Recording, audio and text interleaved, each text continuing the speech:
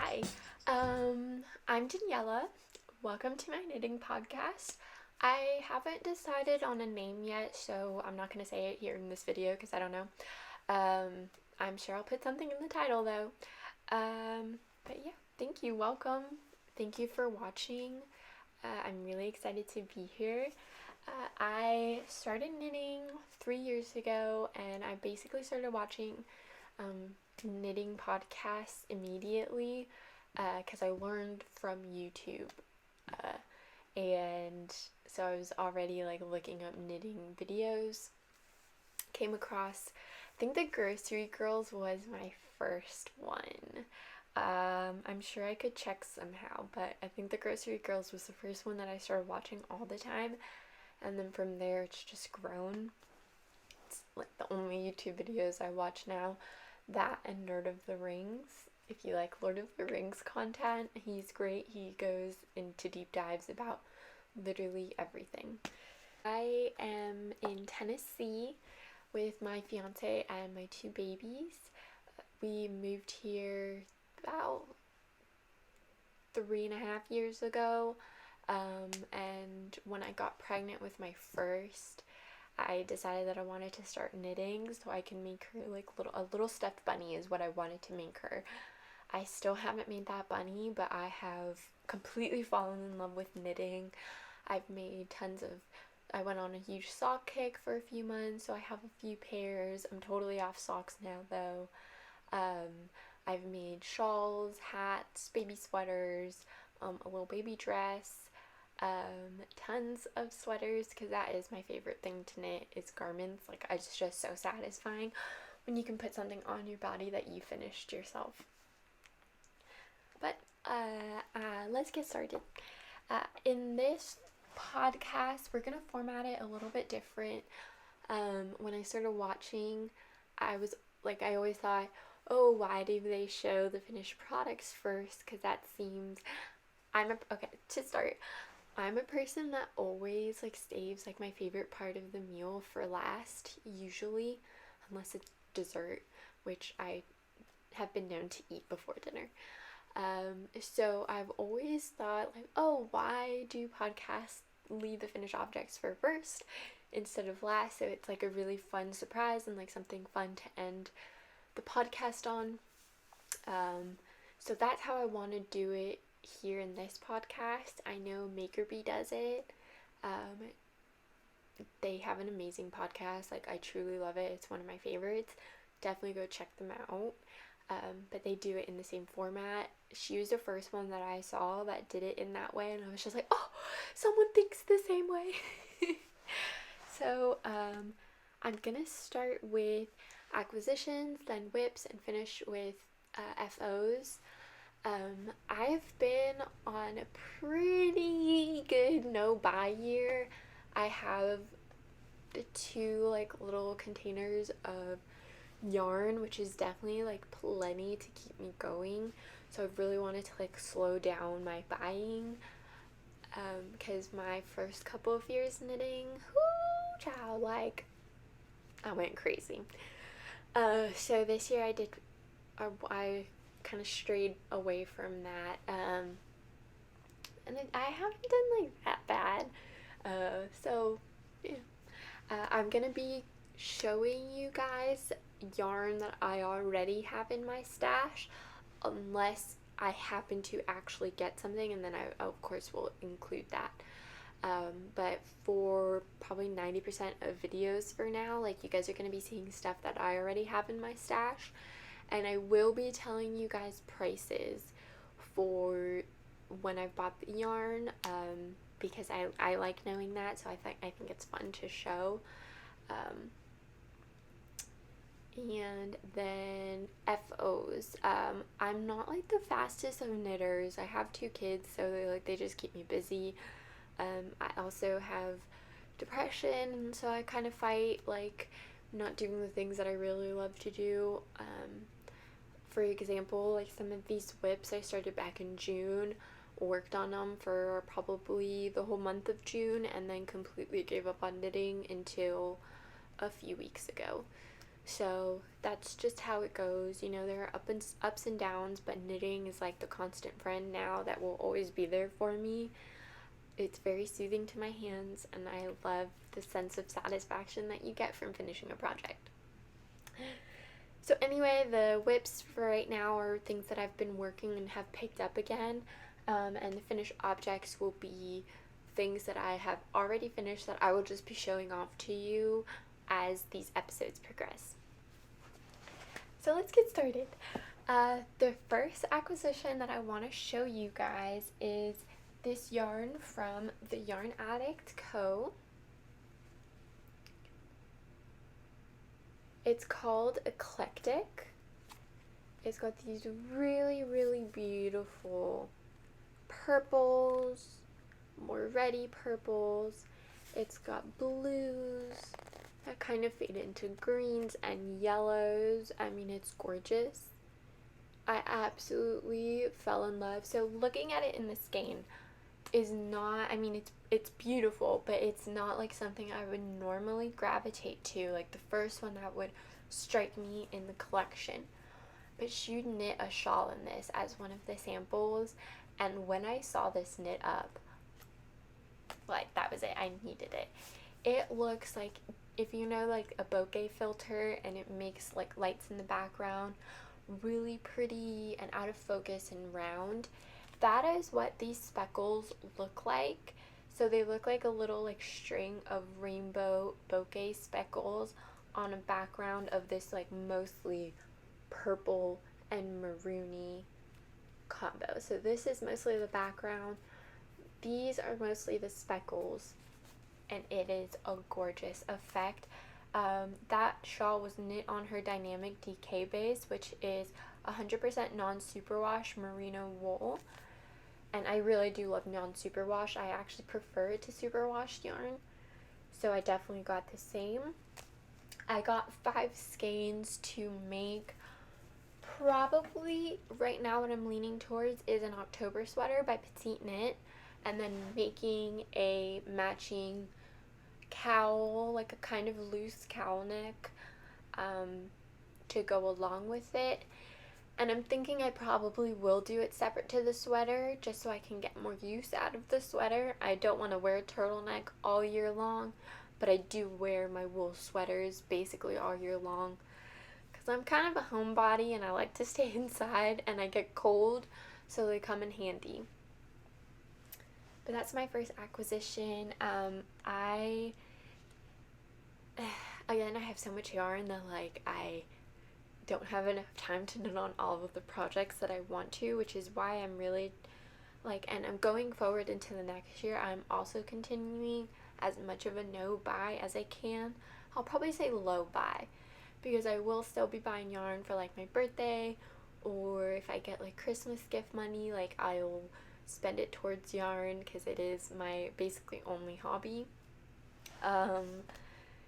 So I will say low buy, 'cause, you know, every once in a while you're just going to want to get something, and I don't want to fully remove myself from that. But I do want to focus on using the yarn I already have. I spent $140 specifically on these 5 skeins. I did include, like, I had some more skeins for another project that I will show you guys eventually, because it's actually a whip. I'm just not working on it right now, so eventually, like, I'll show you guys the yarn. But that was $140. My order total was $232.72. Alright, my next stash acquisition is probably like my most favorite in my stash right now. And right now that I've got the knitting mojo back, I'm focusing on finishing whips that I already have and clearing my needles to then start other projects that I want. Give me a second, guys. I really need a water break. Okay. So my next acquisition is from Coast to Coast Yarn. Now, Erin is probably my favorite dyer right now. Her color sense is so good. For the most part, it seems the most true to colors that I would wear and naturally gravitate to. She is earthy. She loves neutral browns because I am a neutral, like brown, tan, cream, camel. I lean towards those instead of like the cool tone browns, which are neutrals, which I would include like black, grays, navies. I do still like them. I just tend to go on the warm side. So I think her style also gravitates towards the warm side. She does like these beautiful rusts. They're very obviously nature inspired, and I love that. She does beautiful, like dark olive foresty greens, and then her blues. I feel like it's been my year of blues. Like, I'm going through depression again, but I've also been really attracted to like all of the blue yarn. So she did her Mush Club collection at the beginning of this year, I think, in March. I had saved my Christmas like gift cards and like whatever little money that I got from family members and stuff. I saved it, knowing that eventually like some dyer would come out with a collection that I really wanted, and that was Erin and her Mush Club collection. So beautiful. So instantly when she was doing the reveals, I mean, like all of them were beautiful, but this colorway. This is Folios. I'm not sure 100% if I'm pronouncing that correctly, but they're all mushroom related. So this is Folios. It is just so gorgeous. It's these really tealy blues, some darker brown and rust speckles. You get more like traditional oceany blues. I just love it. This feels like a tropical beach. It honestly feels like the yarn interpretation of turquoise, and turquoise is by far my absolute favorite. I guess you would call it like gemstone. I'm not sure if that's correct, but it's my favorite jewelry type is turquoise. It's just so pretty. I mean, I fell in love the second I saw it, and I said, this is the one that I'm getting. I thought originally like I would just get this color and make a full sweater out of it. I was gonna get something to be a little bit like baggier, just so, and longer, because I love this color so much that I don't want to like just leave it for like nicer going out sweaters. I want it like at home too. Sorry, I'm turning on Do Not Disturb on my iPad. But then she did a swatch, and it was a very long fade swatch where she faded in all of the colors of her collection. And I saw this color, Folios, go into this color, which is Taupe Mycena. And I feel like the camera, yeah, it's accurate, this color. So it fades very beautifully with these more blue sections. It's got the same type of blues from Folios, but this one has a lot more of this, I would say, lighter olivey green with more apparent rust speckles. I would even hesitate to call them speckles, but they're just part of the variegation. And some very deep greens as well. So far we are going from Folios to Taupe Mycena. And then the last piece to the puzzle was this one. And this is called Understory. And this one really doesn't have any blue. This one is mostly olive green, a much truer olive green, I would say. You've got some light parts, some dark speckles. This one has got a little bit more pronounced rust speckles as well. I have seen like just a hint of dark blue speckles in here, which I think is still an ode to going back to the blue in these two. So I'm going to go from Folios to Took My Senna to then Understory. And tell me that's just not the prettiest fade. I'll get better at holding yarn up, I'm sure. And this one I did get in the classic DK weight, so it is superwash merino 100%. They were both 231 yards, both the Coast to Coast and the Yarn Addict Co. So when it comes to picking out, like for indie dyers specifically, when it comes to picking out superwash or non-superwash, depending on the indie dyer, because obviously some don't dye non-superwash, I really appreciate when they show the colorway dyed on all bases, because sometimes there is just too much of a difference for what I want the finished product to look, depending on just that colorway. So for Folios, like I knew I was gonna get the superwash DK because the speckles were so much sharper, which tends to just be the case with superwash versus non-superwash. But the colors were a little bit brighter. The speckles were just so like crisp,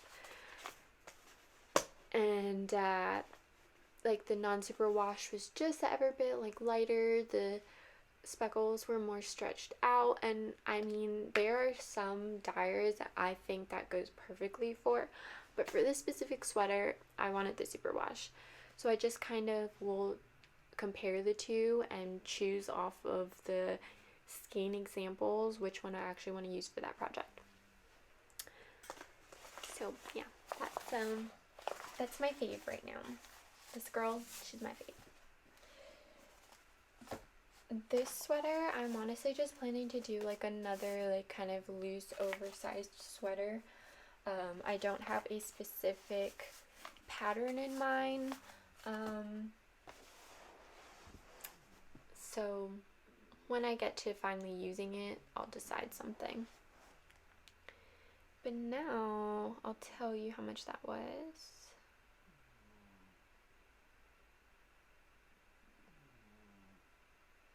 So that one I paid $107.55 for, but I did have, it was my first time ordering from Erin, and I had a 15% off welcome code because I signed up for her newsletter like so long ago. So I just went back in my emails and searched for it and used it for this order. So I got 50% off that, so that was really nice. It's just great. Actually, I'm just thinking about it now. Erin was one of the first indie dyers that I came across and loved her colors. I just had not bought from her yet until her Mush Club collection, and that was really like, this is it. This is the perfect collection. So now on to whips. I actually, in the last few weeks that I had my mojo again, I pulled out my longest running whip, which was my second Bennett Sisters shawl by Lindsey Fowler. I had made a first version, and I love it. I get so much use out of it. It's in a very light pink. I used Goosey Fibers. I will pull it out and show you guys one day. And very soon after, like a few months after that, I decided that I wanted to make an olive green version. So I had started it with some yarn that I got from Modus Operandi Fibers, or Mo Fibers as she's known on Instagram. And I wanted to use mohair on both sides of it, because in the original pattern, she only uses mohair and fingering for one side and then only fingering on the other. But I love mohair so much that I wanted to use it for the entire shawl. So that's what I did. This is the shawl. she's a big baby. So, I mean, I can't really. I will get some B-roll shots after this so you can really see her in action. I'm still considering her a whip because even though I am done with all of the knitting, I am still missing the tassels that go on each of the ends. And you can't leave out the tassels on this pattern. They just add so much to it. They're also great for fidgety people to play with when you're out and about.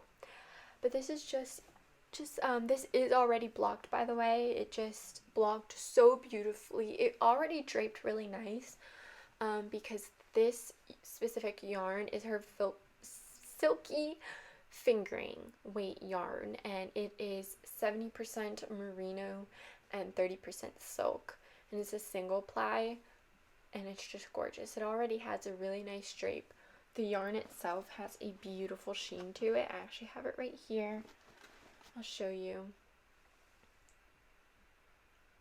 But it's just got the prettiest sheen because of that silk, and you definitely feel like just the extra bit of like softness and smoothness, in my opinion. But when it blocked, wow, it's so drapey now and so lovely. I'm very happy I finally finished it 2 years later. 2 years and like 3 months later. I saw that on my Ravelry.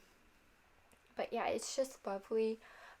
Lindsey writes a very nice pattern. It's very pretty on the inside, which I do appreciate, like the aesthetics of it. But yeah, once I add the tassels, I'll fully consider this a finished object, and I have to weave in my ends, obviously.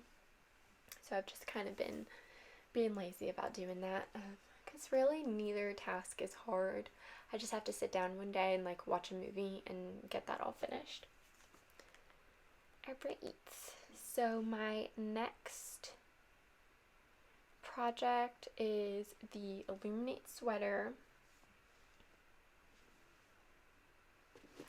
And this one, after finishing the Bennett Sister shawl, I moved on to this project because I love the yarn so much. I've thought about it so much in the last like couple of months, and it still took me about a month and a half to like get the energy to start working on the knitting projects again.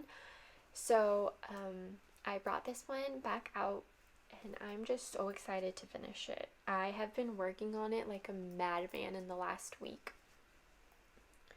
So this is the sweater. Before I picked this up, this was literally right here. I had just finished the yoke of this sweater, the color work. That was it. So I picked it back up.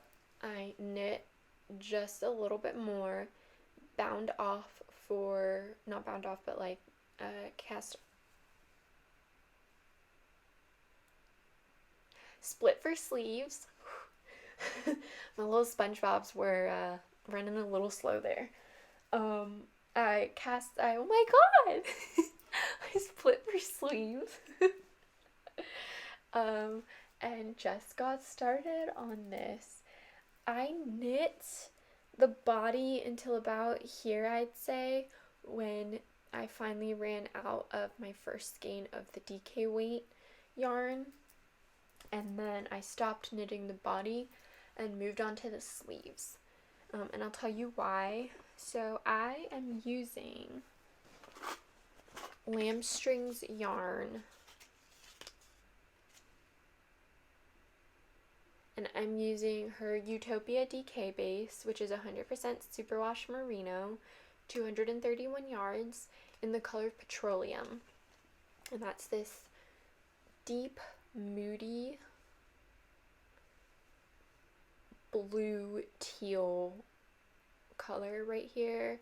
I saw her come up on my Discover page on Instagram, and she was actually working on this exact pattern in this exact yarn, and it was one of those times where I said, I need that exactly, I want a copy. So that's exactly what I did. And oh my gosh, it just did not disappoint in person. It's even more beautiful. This is just like the moody dark mermaid siren colorway of my dreams. Like, I feel like I'm gonna take down men in this colorway. And then the mohair that I'm using, which you hold double, is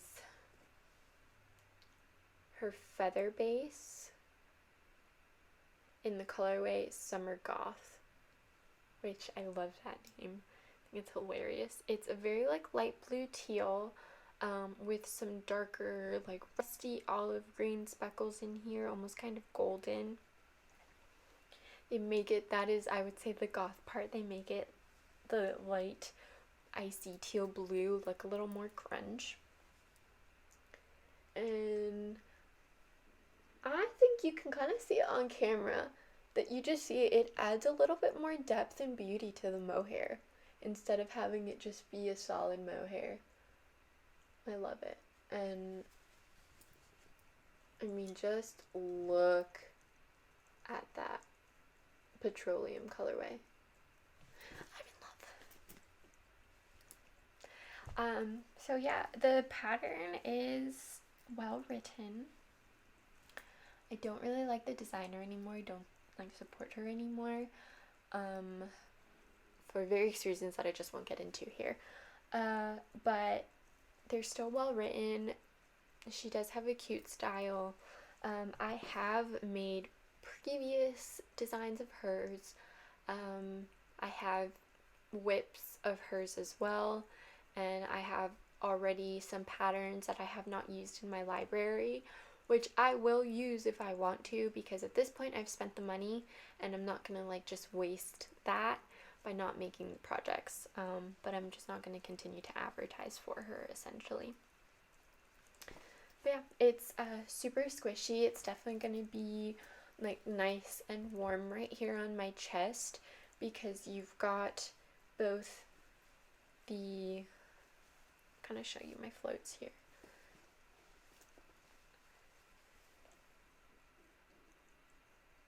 I just have both the mohair held double plus the DK, so this part just feels so squishy and warm. And I love the stripes. They're very cute. They make for such fast knitting. I have made some modifications already, and I'm not going, I mean, I am going to the pattern, but I had to modify that based on my gauge, and I don't think I'm making one of the specific sizes that she has. I originally started off with the size 2, and after measuring my gauge, after doing the first set of increases, no, actually I did the first 2 set of increases, I believe, I measured my gauge and saw that I was going to be quite a bit bigger than I wanted, because I wanted this to be a little bit more tight-fitting than I normally go for in a sweater. So taking that into account, I decided to do my own increase math for the final increase, and instead increase from what I had before to the first size final increase. Sorry if that's confusing. And that gave me, once I calculated that for my gauge, it should give me about 38 inches across. And I mean, every time I've tried it on, it fits the way I want. So it's good, but I am an anxious person that I'm like, I'm gonna finish this and it's not gonna fit, even though I've tried it on every step of the way and it fits the way I want, so it's fine. But look at it, it's gorgeous, it's so pretty. So I'm very excited. I'm gonna be done with this hopefully in the next few days. I am making this a full-size sweater for me. I'm a short person, I'm 5'3", and I think I have a short torso. So generally, like, when I do cropped sweaters, I'm doing them pretty cropped, like this one, for example. I think I knit like maybe 6 or 7 inches down and then did another like 1.5 inches for the ribbing, and that's pretty perfect for me to wear. I almost exclusively wear high-waisted jeans, so it fits perfect for that. And then with like dresses or something, obviously you're wearing a dress, and it's just the perfect, it hits me about my waist, just under my waist, and that's where I like a cropped sweater. But for this, I'm going to go more full length than that. And let me straighten this out a bit. So this is just about where this sweater hits me right now. And I want to go to, this is my hip bone. I'm planning on knitting the stripes to about there, and then doing another kind of thick ribbing, another maybe 2.5, 3 inches. And that's what I'm going to do for this sweater in particular. She has a regular in the round ribbing, but I'm going to do a split hem. So I just like a split hem. I think it looks nice, and I want it for this particular sweater, and I'm going to do thicker ribbing than she has. I also did much thicker ribbing for my cuffs on my arms. She only calls for an inch, so you kind of keep in with the striped pattern. It should have only gotten to about here, but I decided, I mean, I like long ribs. I love 2x2 ribbing, so I also factored into it because I just think it looks so pretty. So I probably stopped knitting the stripes about here on my arm, and then the rest of the way I decided to do 4 inches of ribbing. It's actually probably 4.5 because I did a tubular bind off. But yeah, so that's a modification. I'm so happy with how my tubular bind off came out. I had done it once before and I just thought it wasn't worth the hassle, so I would do Italian bind offs. So I would still have the rolled over edge, but I didn't have to do all of the setup rows for actual tubular bind off. But I just decided to try it out again for this sweater, and the videos that I watched on YouTube very specifically were Suzanne Bryant's videos. They were so good. I combined, she has one that teaches you the differences between the 3 ways of doing tubular bind offs, and the last section of that is the very traditional tubular bind off. So I watched that to get it set up, and then she has another tutorial which is actually tubular bind off in the round, which is what I looked for because she has, like, to make it jogless, a little tip on how to do that in that video, and it really just, it came out so well. And you can see, I'm pretty sure this is where it connects, around here. But again, I'm just not even sure because it's so good. So I'm really happy with that. Hopefully I'll be done by whenever I film the next podcast. I'm just so excited to wear this sweater, especially now that these last couple weeks it's been getting chilly here in Tennessee. So I'm very excited to just get that on my body. Alright. And then I'll talk about some finished objects after I come back.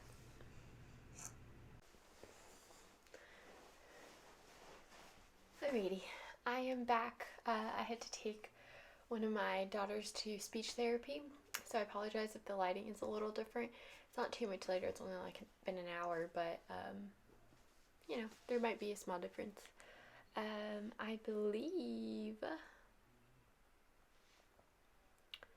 that I was on finished objects.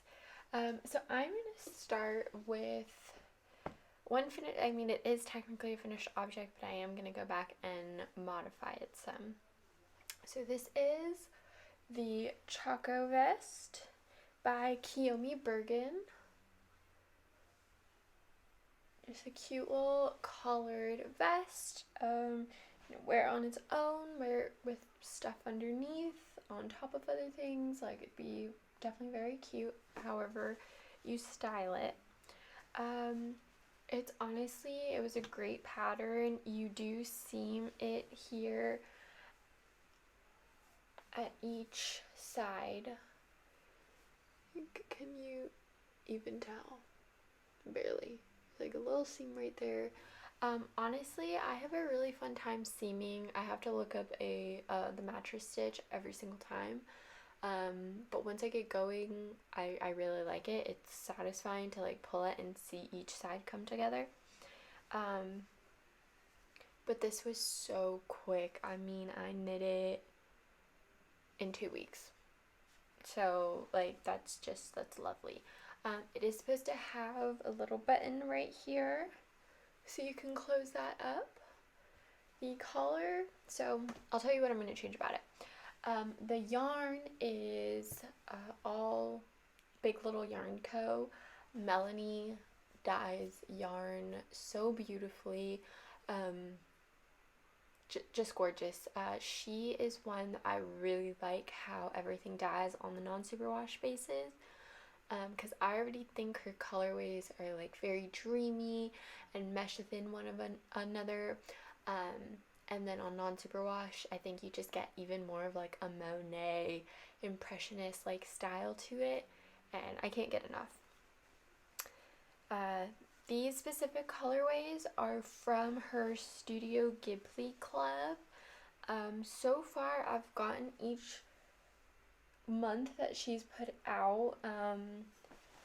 She took a little break since she actually gave birth to a baby, so congratulations for that. But so far, this one is from the Spirited Away movie. It's called Town with an Ocean View. Just really pretty blues and purples, tiny little bit of like gold speckles in there, just really pretty. If you've seen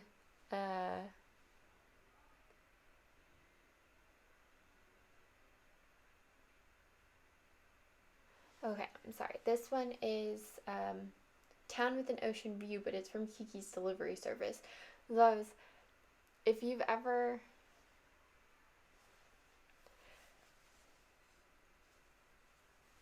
So the colorway on here is the Kiki's Delivery Service movie from Studio Ghibli, Town with an Ocean View, which if you have seen the movie, I think this is pretty accurate. It's a very just like blue kind of happy little spot where she's at. The top portion is from the Spirited Away movie, and it is Empty Restaurant. And this one's got kind of more like a sagey blue, sagey greens, terracotta pinks, some rust oranges. Just a really lovely color. I love it. So in between this order and this order, she's changed her DK bases. And this one, honestly, I think is slightly more of like a sport weight. This one was about like 300 yards, I think was the tag. This was like a traditional 231 DK weight. I do prefer, like, I want DK, I don't want like a sport one, you know. I just love how thick it is up here.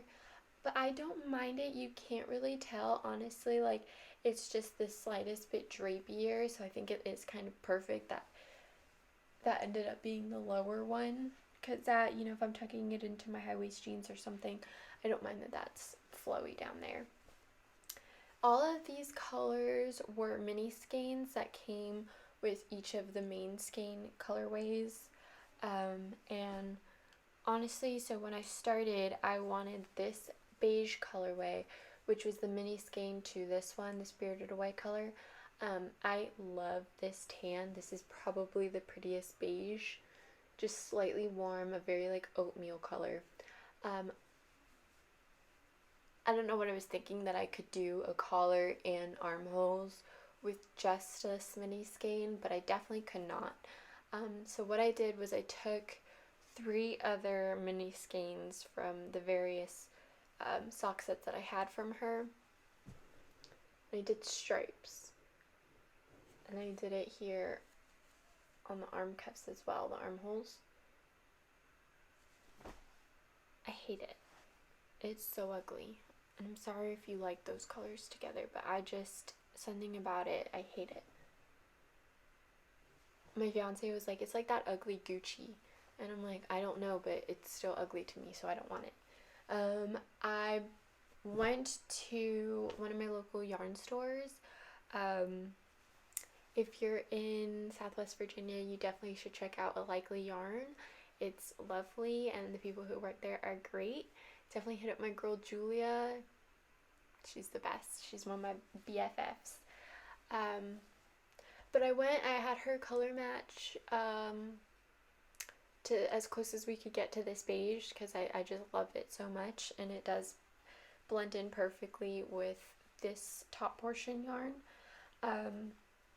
So we ended up going with Woolstock. No, sorry. It's Blue Sky Fibers Woolstock in the colorway Oatmeal. Is actually might be it.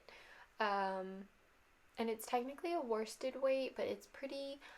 I honestly consider it more of a DK weight as well. So I think it will go perfect for the collar. Because I had run out of yarn, I didn't make it as long as I should have. So I will make it. It should have probably like another inch to it.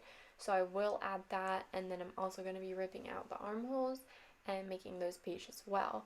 Once that happens, I think I am going to be so much happier with this and wear it, because I've worn this once and the whole time I was thinking just like how much I hated these colors together.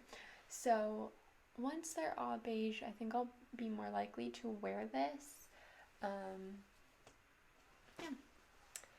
Okay, so this sweater here, again, I will film B-roll, but really quickly, is from Park and Knit. Her name is Park Williams. She goes by Park and the letter Knit on Instagram. This is her staple, the Stay Pull sweater, so 2 words. I tested this for her, and I mean, I'm in love. This was technically the first sweater that I ever finished. I had started another pattern, but it was fingering weight, so it was just taking me longer. I signed up for this test knit. I actually got it, so it was full steam ahead on this, and this is knit in a bulky weight, so it just flew by, and I was so in love with the fade that happened. She wrote it out as a stash buster, so if you want to use 4 strands of fingering to make the bulky, go ahead. You want to do 2 DK, go ahead. You want to mix and match within that, go ahead. You have some mohair scraps, go ahead. Self-striping, go ahead. I mean, whatever you wanted. Some people kind of went more stripe-like. Some people just full-on like meshed whatever yarn they picked up and felt like next. I went a little bit more curated, just because honestly, I don't think I'm that good with colors and like picking out colors that work well together.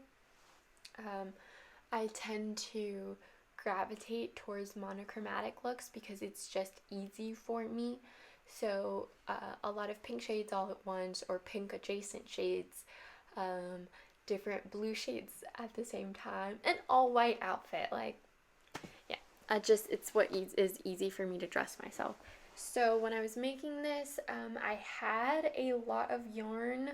That first year was what I call my pink year. So I had lots of shades of pink that I love, and that's what I included in this. So, let's see.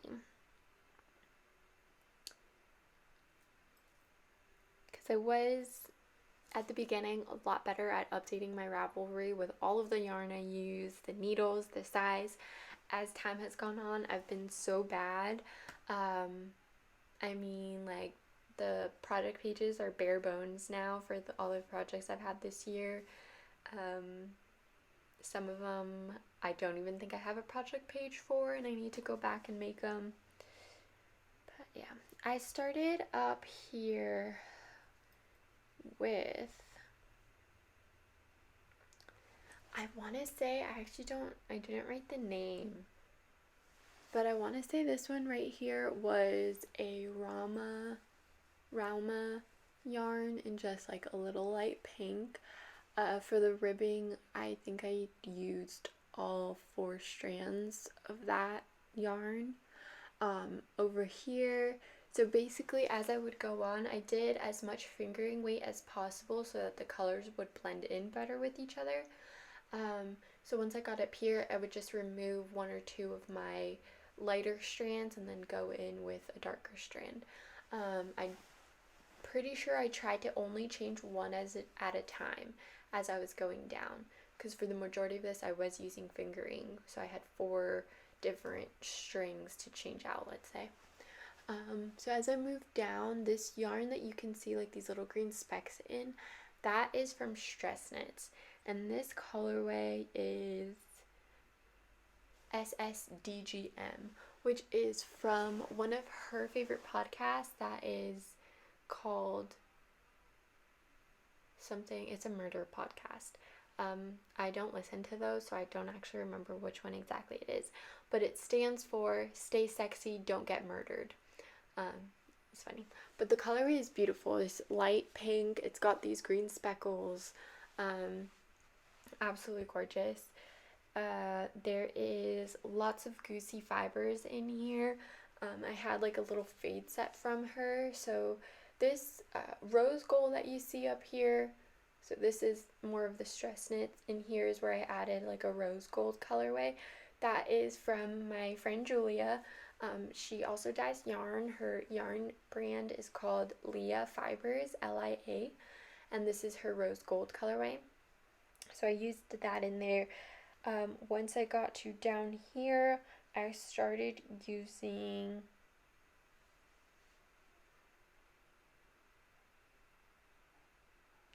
I think it's the Up in Arms Opulent Sock in the colorway called Feminist as Fuck.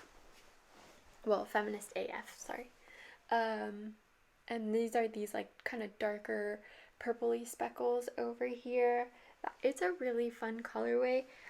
I got it in a yarn swap with my knitting friends. Not one that like I would gravitate towards just to use on its own in a project, because it was pretty rich and vibrant, like colorful almost, but mixed in with these other colorways, they add just the prettiest pops of these deeper, darker reds, and some of the black was added into that skein. As I kept going down, there is more goosey fibers. The colorways that I was using are I'm Fine, Thank You. They're all her goosey fingering weight. I'm Fine, Thank You, not actually related.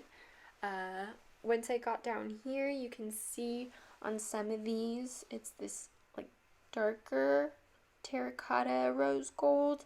That is not actually related. The darker pieces are Loyalty of a Woman, which were a little bit more red. Then I added in another colorway that was variegated, and it had like darker reds, the more terracotta reds, some browns. You can see this right here at the bottom, like in these sections. And then over here, I really wanted to end it at a much darker color. The closest thing I had was a Lion Brand's worsted weight yarn. So I took out, I think, 2 of the fingering weight strands and added it here at the bottom. You can tell slightly like the difference, very, very slight, because it's just thicker.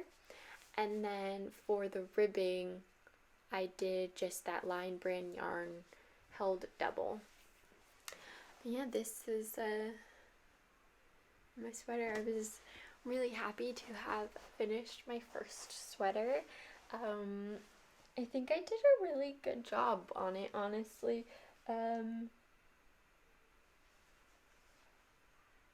Like the armholes in the back, I think I could have. Oh, hold on, that's baby.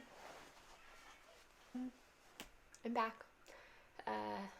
my baby doesn't, my oldest one does not like to go take her nap. But she is, I think, finally sleeping. I was talking about this.